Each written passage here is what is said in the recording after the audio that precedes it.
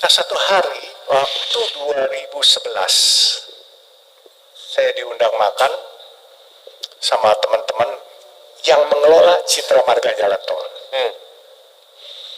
Dia cerita bahwa dia ribut dengan beberapa pemegang saham. Terus dia tanya saya, kamu berani nggak megang jadi direktur utama jalan tol dalam kota? Jadi saya bilang, asal nggak suruh saya nyolong, insya Allah saya berani. Singkat kata, akhirnya saya masuk jadi dirut. Saya jadi dirut Citra Marga, saya lihat 40% pemegang sahamnya asing. Perusahaan ini bagus. Saya dirut dari itu. Kalau saya membuat statement yang tidak baik terhadap company ini, pasti pemegang saham publiknya akan muntah dan dia akan lari keluar. Hari itu saya bilang, kumpulkan uang 1 triliun. Dia bilang, untungnya bagaimana nih nanti? Di dalam ada uang 800 miliar. Kalau kamu sudah beli, nanti perusahaan bisa buyback 800 miliar. 200 miliarnya nanti gampang dicariin lagi. Kita bisa pinjam utang. Akhirnya teman-teman bilang, kalau saya mau ikut boleh nggak sebagai pemegang saham? Oh boleh, welcome. Tapi kalau saya mau langsung kasih pinjam aja, cashin berapa bunganya? Saya bilang saya kasih 10%, paling lambat 3 bulan. Tertarik lah Pak, 3,3%, 3,3 per bulan, itu gede. Akhirnya 1 triliun itu kita bayar 1 triliun 100 miliar jadinya. Mereka langsung cash in, nggak mau jadi pemegang saham. Jadi buyback lagi, betul. Iya, Buyback ya. Saya buyback langsung, saya bayar. Tapi, nah ini tapinya, saya lihat nih, ini sebenarnya saya nggak pernah cerita. 800 miliar kalau saya buyback untuk company, barang ini jadi company punya. Tapi 800 miliar ini, saya taruh di bank, saya bilang sama bank, saya pinjam duit sama bank dengan jaminan ini. Jadi pinjamannya atas nama pribadi. Kolateralnya baik-baik. Kolateralnya itu dari duit perusahaan. Saya beli pakai nama saya, tapi itu pun saya kredit gitu.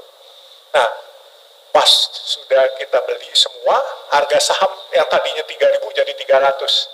Kita di dalam sudah menguasai, kita tinggal bikin naik harganya pelan-pelan dengan beberapa teman, ya kalau istilah sekarang ini digoreng-goreng lah gitu. Saham gorengan. Saham gorengan, tapi sebenarnya Sebenarnya bukan gorengan, kalau ini saham real ya. ya, Isu aja ya. fundamentalnya bagus. Hanya isu Karena yang hari berbeda. itu anak penguasa di situ, terus kita bikin isu yang negatif, akhirnya sahamnya rontok. Nah, udah begitu kita bikin bagus lagi. Nah, kita jual, kita flip. Jadi exitnya di situ, Pak. Kita jual lagi sahamnya sebagian. Wah, tepuk tangan dulu, ini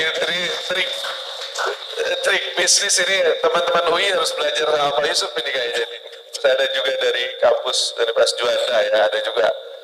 Lantas begini Pak Yusuf, kan mungkin tadi cerita sudah langsung ada di usaha lah ya, punya usaha 1.000 karyawan, kemudian sudah langsung itu untuk menuju punya 1.000 karyawan ini gimana itu? Wah. Itu soalnya yang paling susah di situ tuh Pak. Saya punya 10, pecat 11. Kita harus punya mimpi, Pak. Oke. Mimpi ya. Tapi jangan mimpi itu kita biarkan menjadi hayalan semata.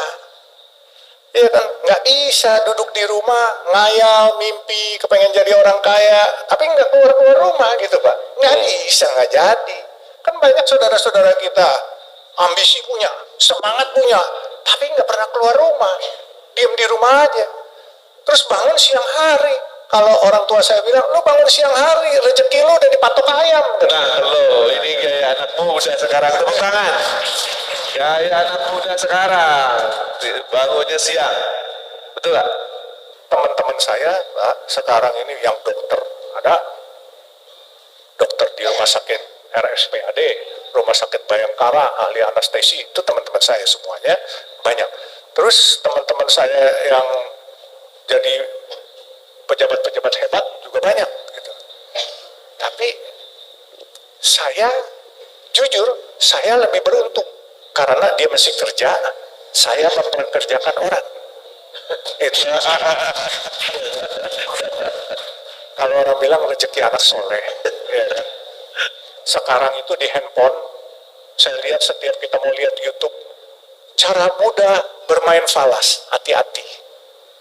Oke, ini yang Bahaya. penting. Itu bahaya.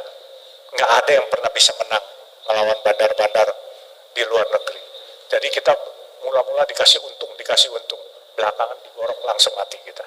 Jadi jangan coba main falas. Falas itu lebih parah daripada judi, domino atau apa. Karena falas itu dia memberi kita, misalnya uang kita 1 juta, dia memberi lain kita bisa sampai 10 10 juta. kali lipat ya. Sehingga kalau kita kalah 1 juta kita habis, kita masih bisa nombok lagi. Iya.